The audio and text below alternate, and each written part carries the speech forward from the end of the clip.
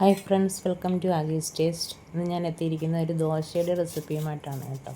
ഒരു വെറൈറ്റി ദോശയാണ്. നമ്മളെപ്പോഴും ഒരേ ദോശ തന്നെ കഴിച്ച് മടുക്കുമ്പോൾ നമുക്ക് ഇങ്ങനെ ഒരു വെറൈറ്റി ദോശ ഉണ്ടാക്കി നോക്കാം കേട്ടോ. അതിനായിട്ട് ഞാനൊരു വലിയ തക്കാളി എടുത്തിട്ടുണ്ട്. ഇടത്തരം തക്കാളിയാണെങ്കിൽ 2 എടുക്കുക.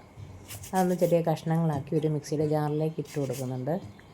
അതിലേക്ക് ഒരു ചെറിയ കഷ്ണം ഇഞ്ചി കൂടി അരിഞ്ഞിട്ട് കൊടുക്കുന്നുണ്ട് കേട്ടോ. ഈ തക്കാളിയും ഇഞ്ചിയും കൂടെ നല്ലതുപോലെ ഒന്ന് അടിച്ചെടുത്തിട്ട് വരാം.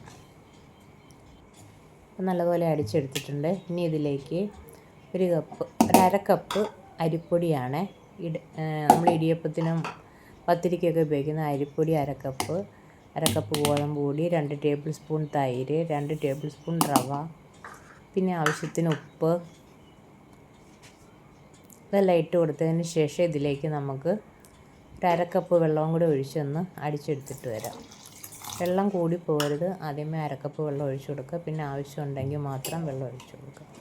അപ്പോൾ അത് അടിച്ചെടുത്തിട്ടുണ്ട്. അതിലേക്ക് ഒരു 2 ടീസ്പൂൺ സൺഫ്ലവർ ഓയിൽ കൂടി ഒഴിച്ച് ഒന്നുകൂടി ഒന്ന് അടിച്ചെടുത്തിട്ട് വരാം. അപ്പോൾ ദോശയുടെ ബാറ്റർ റെഡി ആയിട്ടുണ്ട്.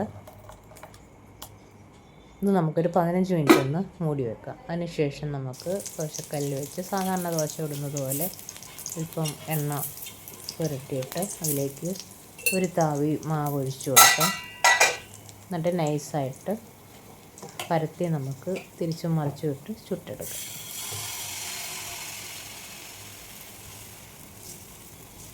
ഇതിൻ്റെ ഒരു സൈഡൊന്ന് റെഡിയായി വരട്ടെ, അന്നേരം നമുക്ക് തിരിച്ചിട്ട് കൊടുക്കാം.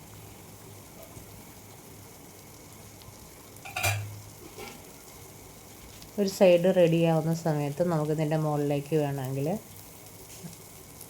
നെയ്യോ ബട്ടറോ എണ്ണയോ ഒക്കെ ഒഴിച്ച് ഒന്ന് ഒഴിച്ചൊക്കെ കൊടുക്കാൻ പറ്റും. അപ്പോൾ ഞാനിപ്പോൾ ഒന്നും ചേർക്കുന്നില്ല, അധികം എണ്ണയൊന്നും വേണ്ട, അതുകൊണ്ടാണ്. ആദ്യത്തെ ദോശ തിരിച്ചിട്ട് കൊടുത്തിട്ടുണ്ട്. ഒന്നുകൂടെ തിരിച്ച് മറിച്ചിട്ട് നമുക്കിത് നല്ലതുപോലെ ചുട്ടെടുക്കാം. ആദ്യത്തെ ദോശ റെഡി ആയിട്ടുണ്ട്. ഇനി രണ്ടാമത്തെ ദോശ നമുക്ക് പൊടി ഒഴിച്ച് കൊടുക്കാം.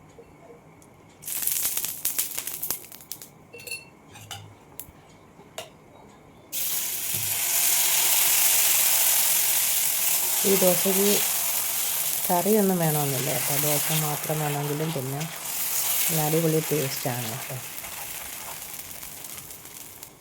പിന്നെ ഒരു ചട്നി കൂടി ഉണ്ടെങ്കിൽ കൊള്ളാം. അത്രയേ ഉള്ളൂ. അപ്പോൾ എല്ലാവരും ഇത് ട്രൈ ചെയ്ത് നോക്കുക. ഇഷ്ടപ്പെടുന്നെങ്കിൽ ലൈക്ക് ചെയ്യുക, ഷെയർ ചെയ്യുക, കമൻറ്റ് ചെയ്യുക, ചാനൽ സബ്സ്ക്രൈബ് ചെയ്യുക. Okay, thank you.